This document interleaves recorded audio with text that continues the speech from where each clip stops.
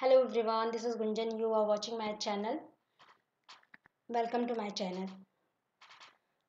Today we are going to discuss about the case, जो कि एक नाउन का पार्ट है या आप कह सकते हो नाउन के जब हम नाउन चैप्टर स्टार्ट करते हैं पार्ट्स ऑफ स्पीच में, तो उसके 3 चैप्टर साथ में और भी होते हैं, जिसको हम पहला चैप्टर जो था हमारा वो नाउन से रिलेटेड जो था, जो कि हमने पढ़ा था जेंडर। उसके बाद हमने पढ़ा नंबर। उसके बाद हमारा लास्ट ये है जो कि बहुत ज़्यादा इंपॉर्टेंट होता है, वो है केस। क्लियर?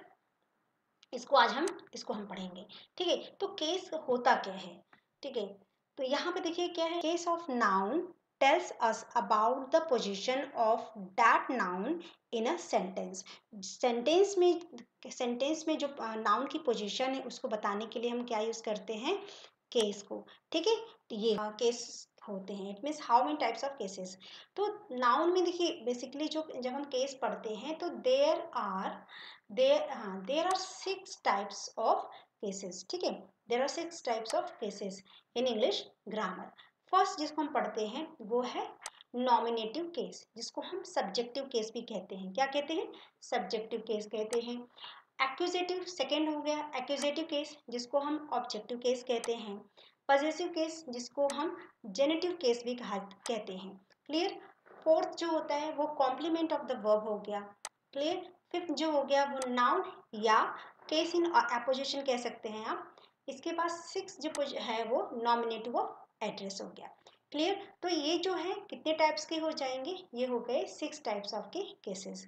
तो जनरली देखिए, तो फर्स्ट हो गया nominative case, second accusative case, third जो होता है positive case, fourth complement of the verb, fifth noun और केस इन अपोजिशन हो गया, सिक्स जो हो गया नॉमिनेटिव ऑफ एड्रेस हो गया। तो आइए स्टार्ट करते हैं। फर्स्ट नॉमिनेटिव केस होता क्या है? ठीक है, तो नॉमिनेटिव केस क्या है उसके बारे में बात करते हैं। नॉमिनेटिव केस को हम क्या बोलते हैं? सब्जेक्टिव वे केस कहते हैं। क्या बोलते हैं इसको हम क्या बोलते हैं? इसको हम बोलते हैं सब्जेक्टिव केस। हिंदी में इसको बोला जाता है कर्ता कारक। ठीक है, तो इसको हम सब्जेक्टिव केस कहते हैं। When a noun is used as a subject of the verb in a sentence, it is called nominative case. Clear? तो नॉमिनेटिव केस कहते हैं। नॉमिनेटिव केस को ही हम सब्जेक्टिव केस कहते हैं और इसको हिंदी में हम कर्ता कारक कहते हैं। क्लियर? जैसे अब आपसे आप बोलोगे कि कैसे हम इसको समझेंगे, कैसे इसको हम किसके थ्रू हम समझेंगे। तो देखिए यहाँ पे एक मैंने एग्जांपल लिया है। यहाँ पे जैसे है राम राइट्स एन ऐसे। राम राइट्स एन ऐसे। तो इसमें देखिए यहाँ पे जब भी हम नॉमिनेटिव केस को फाइंड आउट करते हैं तो हमें पहले क्वेश्चन करना होता है। किससे क्वेश्चन करना होता है? हमें हु से क्वेश्चन पर करना होता है। किससे? हु से क्वेश्चन करना होता है कि अगर हम हु से क्वेश्चन करते हैं कि राम राइट्स एन ऐसे है, तो हमने बोला कि हु, यहाँ पे मैंने लिख दिया हु राइट्स एन ऐसे। तो आप हु राइट्स एन ऐसे, तो आंसर आपका आएगा राम। ठीक है, बिकॉज वो क्योंकि हाँ राम आंसर आएगा। तो ये इट मीन्स ये हो रहा है राम पे एम्फेसाइज किया जा रहा है, तो ये क्या हो जाएगा? सब्जेक्टिव केस हो जाएगा। इट मीन्स ये सब्जेक्टिव केस बोल लीजिए या इसको हम नॉमिनेटिव केस भी कहते हैं। क्लियर? एक एग्जाम्पल और है जिसको हम कहेंगे Sarla reads a novel. Nominative case find out करना है तो क्या किससे क्वेश्चन करेंगे? हु से क्वेश्चन करेंगे। किससे? हु से। तो अगर हम बोलते हैं हु रीड्स अ नॉवल, तो आपका आंसर आएगा सरला। तो यहाँ पे भी क्या हो जाएगा? ये भी एक नॉमिनेटिव केस हो जाएगा। क्लियर? ऐसे बहुत सारे एग्जाम्पल है, आप फाइंड आउट कर सकते हैं।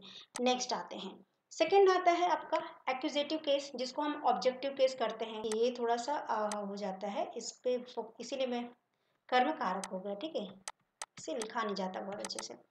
कर्म कारक। तो एक्यूजेटिव केस में का क्या मतलब है? When a noun is used as an object of the verb in a sentence, it is an objective case. Okay? Case का मतलब ही होता है पोजीशन की बात होती है। हमने सब्जेक्टिव केस में देखा जिसको हम कहते हैं जिसको हम जानते हैं कि जो सब्जेक्ट के को एम्फेसाइज करता है उसको हम सब्जेक्टिव केस कहते हैं। अब हम आते हैं ऑब्जेक्टिव केस की बात करते हैं। ऑब्जेक्टिव केस को हम एक्यूजेटिव केस भी कहा कहते हैं। एग्जाम्पल के थ्रू देखते हैं। He eats an apple. अब यहाँ पे हु से क्वेश्चन नहीं होगा। अगर ऑब्जेक्टिव केस का आपको आंसर चाहिए तो आपको यहाँ पे व्हाट से आंसर करना, क्वेश्चन करना पड़ेगा। ठीक है, तो जैसे आपने बोला व्हाट ईट्स, तो आपने आंसर आया an apple. What right? Answer आया a letter. What play? Answer आया फुटबॉल. What cooked? आंसर आया फूड. इट मीन्स यहाँ पे क्या हो गया? इट मीन्स यहाँ पे हो गया ऑब्जेक्टिव केस। तो ये क्या होता है? व्हाट से क्वेश्चन करने पे आपको जो आंसर आएगा इट मीन्स वो ऑब्जेक्टिव केस की बात हो रही है। ठीक है, तो नेक्स्ट होता है ऑब्जेक्टिव केस में। देखिए जब ऑब्जेक्ट की बात होती है तो उसमें दो ऑब्जेक्ट की बात होती है, जैसे कि two objects in a sentence, जैसे डायरेक्ट एंड इनडायरेक्ट ऑब्जेक्ट। ठीक है, तो जब भी हम क्या नाम डायरेक्ट और इनडायरेक्ट ऑब्जेक्ट को कैसे फाइंड आउट करेंगे इस पे बात करते हैं। आइए, जैसे he gave me an umbrella. जब ऑब्जेक्टिव केस डायरेक्ट होगा तो कैसे पता चलेगा आपको? क्वेश्चन व्हाट से करेंगे तो आपको आंसर आ जाएगा। ठीक है, जैसे क्वेश्चन मैंने किया व्हाट गेव, अगर हमने क्वेश्चन किया व्हाट गेव तो एन अम्ब्रेला। ठीक है, तो ये हो जाएगा, ये क्या एन अम्ब्रेला क्या हो गया? ये अम्ब्रेला क्या हो गया? ये डायरेक्ट ऑब्जेक्ट हो गया। अगर आपको डायरेक्ट ऑब्जेक्ट एक ही सेंटेंस में डायरेक्ट और इनडायरेक्ट दोनों ऑब्जेक्ट को फाइंड आउट करना है तो इसके थ्रू आप फाइंड आउट करोगे तो बहुत इजीली ये डायरेक्ट ऑब्जेक्ट हो गए, इससे समझ जाइएगा। ओके, नेक्स्ट है कि he gave me an umbrella. मैंने सेम एग्जाम्पल लिए हैं, दोनों को समझाने के लिए। तो जैसे आपने बोला कि he gave me an umbrella, अब इसमें हमें इनडायरेक्ट ऑब्जेक्ट को फाइंड आउट करना है, तो आप कैसे करेंगे? होम से क्वेश्चन करके करेंगे। जैसे he gave me an umbrella, home gave, home gave it means ये मी की बात हो रही है, मुझे। ठीक है, तो ये क्या हो जाएगा? इनडायरेक्ट ऑब्जेक्ट हो जाएगा। क्या हो जाएगा? हाँ, इनडायरेक्ट हो जाएगा, इनडायरेक्ट ऑब्जेक्ट की बात कर रहा है। Okay, yes. नेक्स्ट है, इसी तरह एक और देख लीजिए। She gave you a pen. अब इसमें पेन क्या हो गया?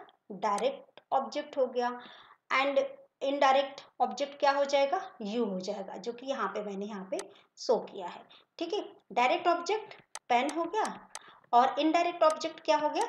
यू। आप यू को जब इनडायरेक्ट ऑब्जेक्ट आपको फाइंड आउट करना है तो होम से क्वेश्चन करना पड़ेगा, और डायरेक्ट ऑब्जेक्ट को फाइंड आउट करने के लिए व्हाट से क्वेश्चन करना पड़ेगा। क्लियर? आइए, पजेसिव केस जो कि बहुत ज़्यादा इंपॉर्टेंट है और बहुत कंफ्यूजन क्रिएट होता है इसमें। तो आइए देखते हैं पजेसिव केस का मतलब क्या होता है। पहले केस जब हम जनरली पढ़ते हैं तो हमें लगता है कि बस पजेसिव केस है।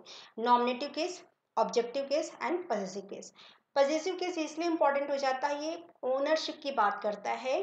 ठीक है, काइंड की बात करता, ओरिजिन की बात करता है, इसलिए ये बहुत ज़्यादा इंपॉर्टेंट हो जाता है। बेसिकली जेनेटिव मीन्स होता है अधिकार होता है,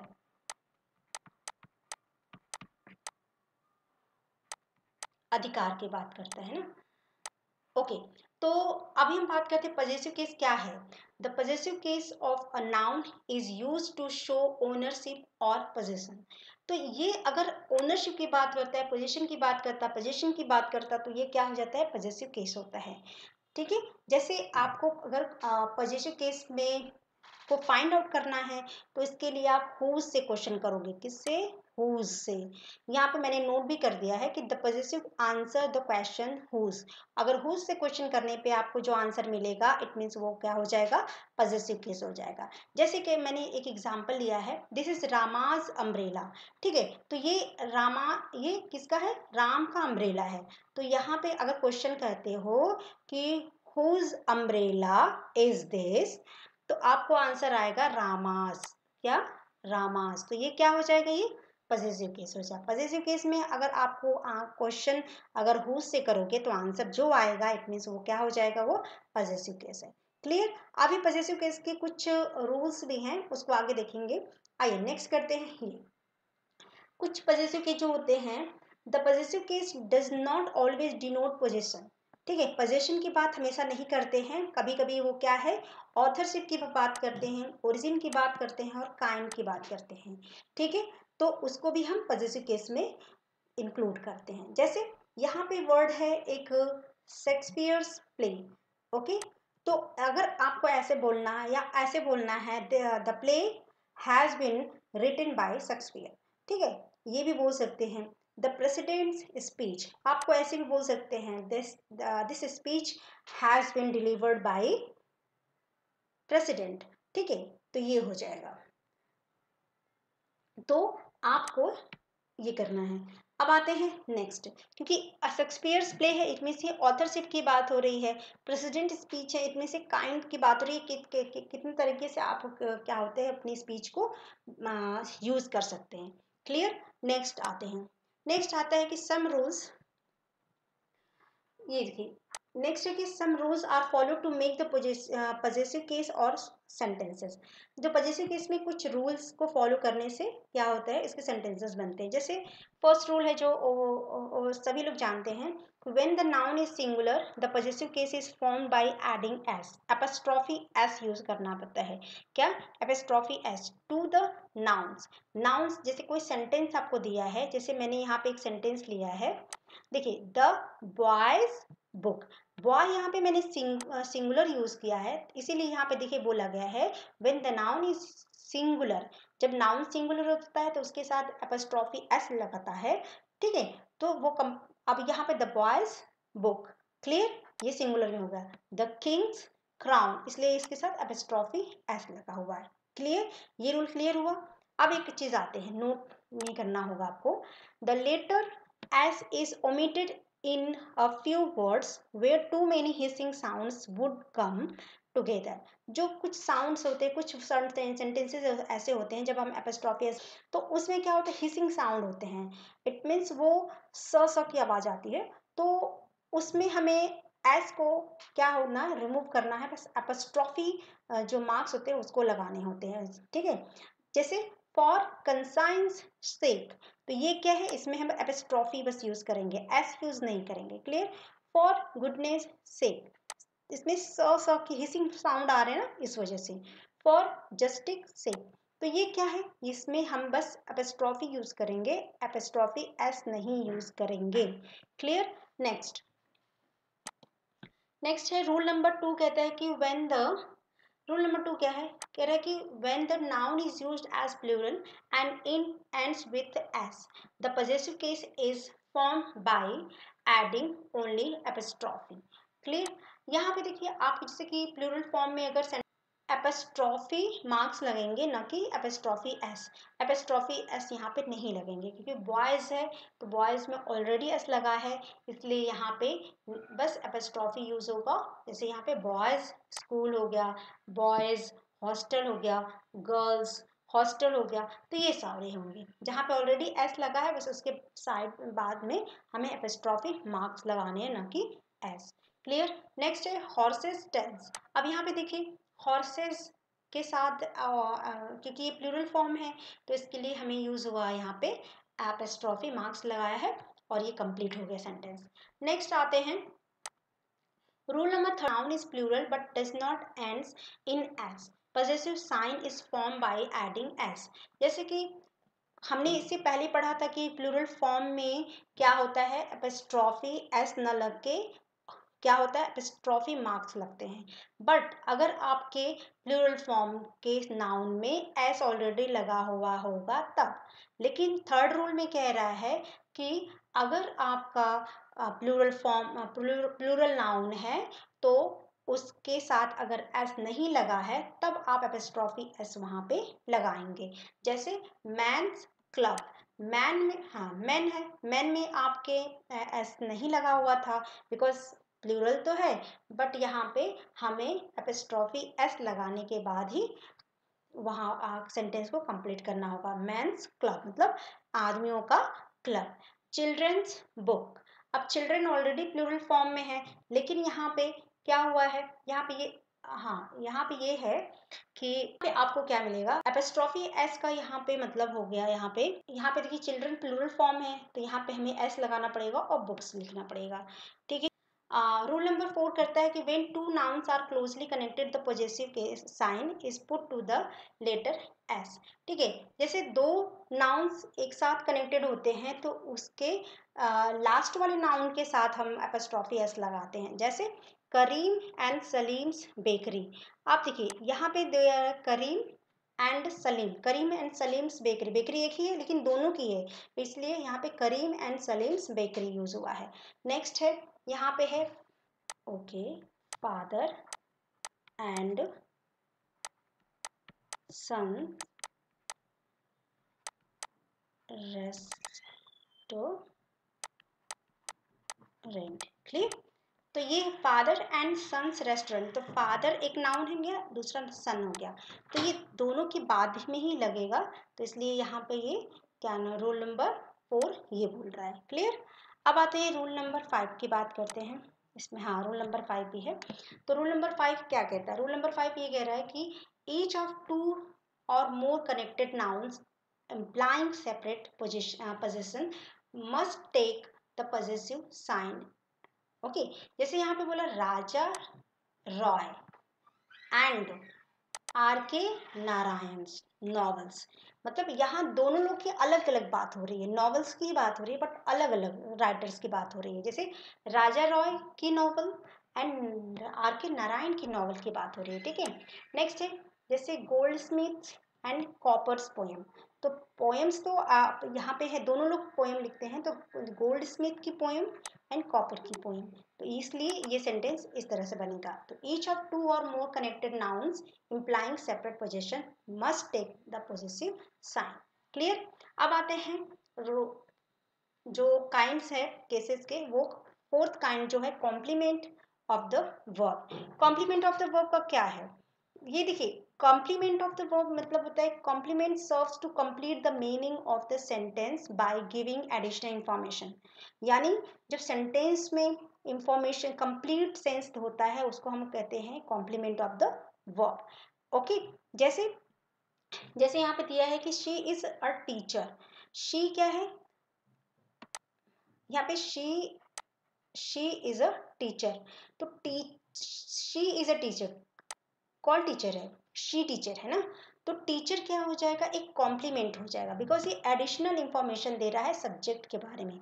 जब सब्जेक्ट के बारे में एडिशनल इंफॉर्मेशन होता है या उसके कंप्लीट सेंस की बात होती है तो उसको हम कॉम्प्लीमेंट ऑफ द वर्ब कहते हैं। Clear? Complement of the verb इससे भी समझना चाहिए, जैसे कि अब हमने बोला कि शी इज व्हाट, पूरा सेंटेंस तो समझ में नहीं कंप्लीट होगा नहीं, इसलिए she is a teacher. She is a teacher, वो क्या है? वो टीचर है। तो टीचर यहाँ पे क्या हो जाएगा? एक कॉम्प्लीमेंट हो जाएगा। ठीक है, कॉम्प्लीमेंट होगा। अब आते हैं complement can be a single word और फ्रेज और a clause and can be one of the two major types. Complement single words भी हो सकते हैं, फ्रेजेस हो सकते हैं, क्लॉज हो सकते हैं, या ठीक है। और इसके basically complement of the verb के दो टाइप्स भी होते हैं जिसको हम आगे पढ़ेंगे। ठीक है, और वैसे कंफ्यूज मत होइए, जैसे ये कॉम्प्लीमेंट है जिसको हम हिंदी में पूरक कहते हैं। ठीक है, इसको हम क्या बोलते हैं? पूरक। कंप्लीट सेंस देता है, जैसे देखिए यहाँ पे कंप्लीट सेंस आता है ना, यहाँ कंप्लीमेंट मतलब होता है कंप्लीट सेंस का मतलब होता है। और एक कॉम्प्लीमेंट जो पहले वाला था वो प्रेज की बात करता है, जो कॉम्प्लीमेंट ये जो प्रेज की बात करता है। ठीक है, प्रेज मतलब किसी की प्रशंसा की बात करता है तो ये हो जाता है। तो इसकी हम बात नहीं कर रहे हैं, हम कॉम्प्लीमेंट की पूरक की बात कर रहे हैं, मतलब कंप्लीट सेंस की बात कर रहे हैं। क्लियर? चलिए, अब नेक्स्ट कहते हैं कि अब ये टू मेजर टाइप्स कौन होते हैं कॉम्प्लीमेंट के, इस पे हम बात करते हैं। अब इसमें मेजर टू टाइप्स क्या है? जैसे एक होता है सब्जेक्टिव कॉम्प्लीमेंट्स होता है, एक होता है ऑब्जेक्टिव कॉम्प्लीमेंट्स। तो अभी हम बात करते हैं सब्जेक्टिव। सब्जेक्टिव कॉम्प्लीमेंट्स का मतलब वो सब्जेक्ट पे एम्फेसाइज किया जाएगा। ठीक है, तो जैसे आप देखिए subjective complements serve to add information about the subject, यानी सब्जेक्ट में जो ऐड इंफॉर्मेशन आप करोगे उसको क्या कहेंगे? Subjective complement. ठीक है, तो कॉम्प्लीमेंट इसमें क्या होगा? कॉम्प्लीमेंट इसमें डॉक्टर होगा। ठीक है, क्योंकि कॉम्प्लीमेंट का मतलब काम ही क्या है? उसको ऐड करते हो उसकी बात करता है। तो यहाँ पे my husband is a doctor, अगर my husband is a doctor है तो माई हस्बैंड क्या हो गया? सब्जेक्ट हो गया। ठीक है, तो अब सब्जेक्ट को कॉम्प्लीमेंट कौन कर रहा है? इज अ डॉक्टर, यानी माई हस्बैंड इज अ डॉक्टर। ये पूरा आपका क्या हो जाएगा, एक कंप्लीट सेंस हो रहा है एक सेंटेंस का, तो इसको हम बोलेंगे complement, subjective complement. Clear. Next है ही इज सैड। अब इसमें इस वाले सेंटेंस में कौन कॉम्प्लीमेंट है, इट मीन्स ये सैड जो है यहाँ पे कॉम्प्लीमेंट का काम कर रहा है, बिकॉज ये सब्जेक्ट को के बारे में बता रहा है कि ही इज अ सैड। तो यहाँ पे सब्जेक्ट को के बारे में बताना, उसके बारे में इंफॉर्मेशन देना क्या हो जाएगा कि सब्जेक्टिव कॉम्प्लीमेंट। तो एग्जाम में पूछा जाता है कि इसमें जैसे बोल दिया गया कि माई हस्बैंड इज अ डॉक्टर। अब आप इसमें आपको रिकॉग्नाइज करना है, फाइंड आउट करना है तो इसमें कॉम्प्लीमेंट क्या है, तो आप जब पढ़े रहेंगे तो आपको समझ में आएगा। तो डॉक्टर क्या है यहाँ पे, कॉम्प्लीमेंट है, क्योंकि ये इंफॉर्मेशन को ऐड कर रहा है। आते हैं नेक्स्ट करते हैं ऑब्जेक्टिव कॉम्प्लीमेंट्स। देखिए objective complements same as it is, जैसे हमने सब्जेक्टिव का पढ़ा उसी तरह ऑब्जेक्टिव का है। तो objective complements tell us about more about the object, यानी ऑब्जेक्ट के बारे में ज़्यादा बताना, उसके इंफॉर्मेशन को कंप्लीट करना, वो क्या होता है ऑब्जेक्टिव कॉम्प्लीमेंट्स होता है। जैसे वी मेड रमेश मॉनिटर। अगर हम बोले वी मेड रमेश, तो व्हाट, अगर हम बोलते हैं कि वी मेड रमेश, इसका कोई मतलब ही नहीं हुआ, कोई सेंस ही नहीं हुआ। लेकिन जब हमने मॉनिटर यूज कर लिया, इट मीन्स वो क्या हो गया, वो सेंटेंस को कंप्लीट हो गया। तो इसीलिए इसको हम कंप्लीट, ये कॉम्प्लीमेंट हो जाएगा, मॉनिटर क्या हो जाएगा, कॉम्प्लीमेंट। ओके, रमेश मॉनिटर, यानी ऑब्जेक्ट को यहाँ पे क्या कर रहा है, कॉम्प्लीमेंट कर रहा है। आई कंसिडर्ड हिम ट्रस्टवर्दी। ट्रस्टवर्दी का यहाँ पे क्या हो जाएगा, ये भी एक कॉम्प्लीमेंट हो गया, बिकॉज ये सेंटेंस को कंप्लीट कर रहा है। कहते हर पेरेंट्स कॉल्ड हर चिंकू। अब मैं जैसे बोलूं कि her parents called her, what called her, जब तक पूरा आप सेंटेंस नहीं बताएंगे तो आपका सेंटेंस कंप्लीट नहीं होगा। जब आप चिंकू वर्ड यूज कर लेते हैं, मीन्स वो क्या कह रहा है कि हर पेरेंट्स कॉल्ड हर चिंकू, ये क्या हो जाएगा, Chinku word as a compliment हो गया। Clear. He was elected MP, तो यहाँ पे एमपी वर्ड क्या हो जाएगा, ये भी कॉम्प्लीमेंट हो जाएगा। इट मीन्स ये ऑब्जेक्ट को क्या कर रहा है, ऑब्जेक्ट के बारे में ज़्यादा इंफॉर्मेशन दे रहा है, उसके पूरे सेंटेंस को कंप्लीट कर रहा है, तो इसको हम क्या बोलेंगे, ऑब्जेक्टिव कॉम्प्लीमेंट बोलेंगे। क्लियर। नेक्स्ट अब आते हैं नाउन। फिफ्थ जो काइंड होता है या फिफ्थ टाइप्स ऑफ केसेस होते हैं वो क्या होता है, या उसको हम नाउन या केस इन अपोजिशन बोल सकते हैं। अपोजिशन का मतलब ये होता है प्लेसिंग नियर, पास पास की बात होता है यहाँ पे। अगर हम कोई चीज पास पास रखते हैं ना, पास पास, ठीक है, तो यहाँ पे वो प्लेसिंग नियर हो गया। अब क्वेश्चन ये वो होता है कि what is case in apposition क्या होता है। तो आप ये देखिए, if two nouns referring to the same person और thing are in apposition, one is placed immediately after the other with no conjunction joining them. Clear. जैसे कि दो सेंटेंस, जो दो नाउन्स होते हैं वो एक ही पर्सन के बारे में बोले जाते हैं और आसपास ही रखे जाएंगे, उसको हम बोलेंगे केस इन अपोजिशन या नाउन इन अपोजिशन भी बोल सकते हैं। क्लियर। आप देखिए यहाँ पे जैसे Ram his brother is an honest man। Clear. अब देखिए राम his brother, यहाँ पे दो नाउन्स तो हैं, बट दोनों नाउन क्या होते हैं, वो एक ही की बात हो रही है। जैसे राम की ही बात हो रही है, Ram his brother is an honest man। तो यहाँ पे क्या हो जाएगा, केस इन अपोजिशन, एक ही व्यक्ति की बात हो रही है, एक ही व्यक्ति की क्वालिटी को बताया जा रहा है, एक ही व्यक्ति के बारे में बताया जा रहा है, लेकिन क्या होता है पास पास। जैसे जैसे मैंने बोल दिया प्रिया, ठीक है, प्रिया डॉट, प्रिया कॉमा, फिर मैंने लिख दिया शी इज वेरी इंटेलिजेंट। तो शी इज वेरी इंटेलिजेंट मतलब मैं प्रिया के ही बारे में बात कर रही हूँ। उसी तरह यहाँ पे भी है राम, क्योंकि दो नाउन एक ही लोगों की बात हो रही है, इसीलिए यहाँ पे प्लेसिंग नियर वर्ड यूज हुआ है, ठीक है, पास पास से। तो इसी को हम क्या बोलते हैं, केस इन अपोजिशन यूज करते हैं। क्लियर। एक एग्जाम्पल और देख लीजिए, Radha her daughter is a beautiful girl.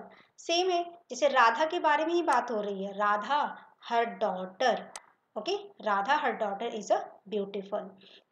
तो इसको हम बोलते हैं केस इन अपोजिशन। अगर ऐसे वर्ड आते हैं तो इट मीन्स ये क्या हो जाएंगे, ऐसे सेंटेंसेस आते हैं तो इट मीन्स ये केस इन अपोजिशन की बात करता है। क्लियर। लास्ट ये कहते हैं, लास्ट है जो 6 काइंड्स है या पार्ट्स ऑफ केसेस में है, ये है nominative of address. Address basically हम संबोधन की बात करते हैं। जैसे हम ये देखिए बहुत